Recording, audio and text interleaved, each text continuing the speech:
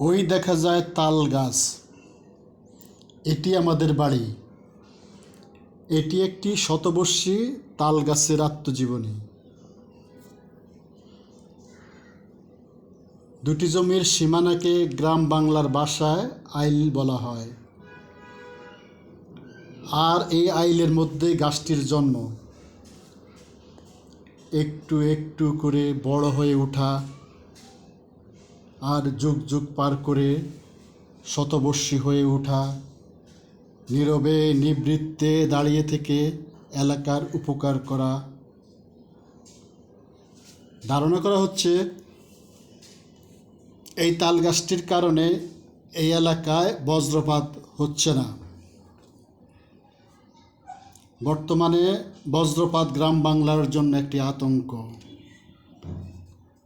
এদিকে সেই আইলটি প্রশস্ত হতে হতে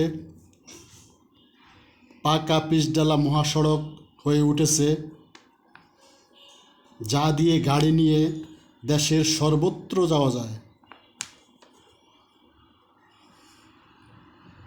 অনেকে শিশুকাল থেকে এমনি দেখে আসছে,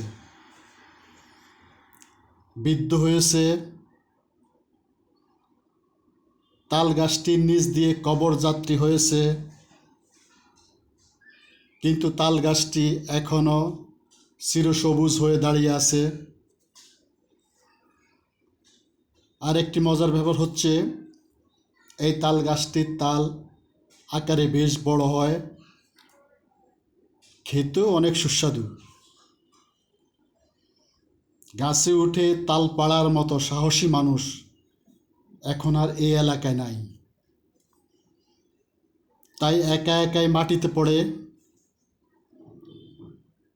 তাল পড়ে আহত হয়েছে, আঘাত পেয়েছে, এমন কথা শোনা যায়নি।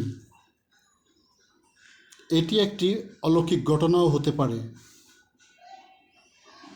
হাজার বছর ধরে দাঁড়িয়ে থেকে পরিবেশের অক্সিজেন সরবরাহ করে বেঁচে থাকো, জীবনানন্দের কবিতার মতো প্রত্যাশার শুভকামনা।